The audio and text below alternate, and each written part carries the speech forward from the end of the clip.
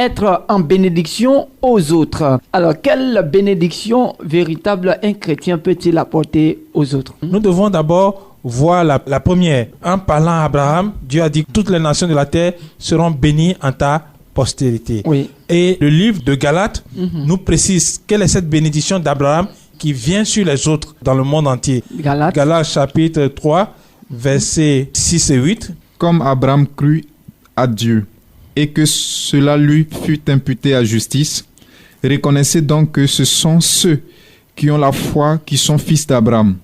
Aussi l'Écriture, prévoyant que Dieu justifierait les païens par la foi, a d'avance annoncé cette bonne nouvelle à Abraham. Toutes les nations seront bénies en toi. Verset 13. Christ nous a rachetés de la malédiction de la loi, étant devenu malédiction pour nous. Car il est écrit, maudit est quiconque est pendu au bois.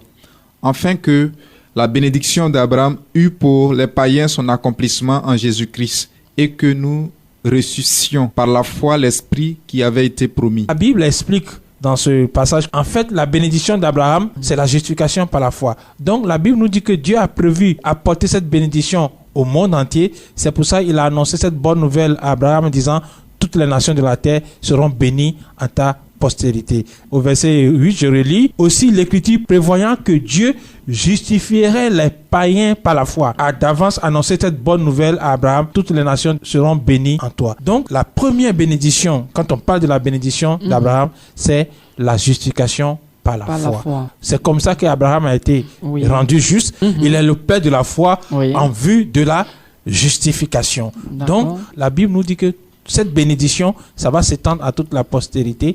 Et nous savons que celui qui a apporté véritablement le message de la justification par la foi, c'est Jésus-Christ.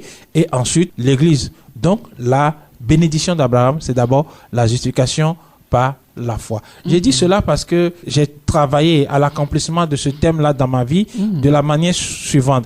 Quand j'ai lu le projet de Dieu dans le livre de Genèse, Genèse 2, 12 et puis Genèse 22, quand j'ai lu ce projet, ça m'a plu. Et j'ai voulu tout de suite, par moi-même, être en bénédiction aux uns aux autres. Et j'ai vu que tout l'effort que j'ai fait, ça n'a pas porté. Pourquoi?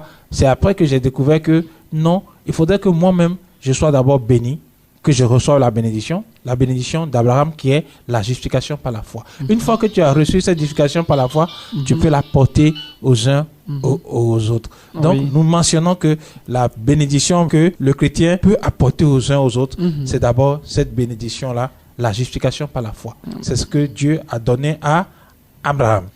Ensuite, on peut citer d'autres bénédictions.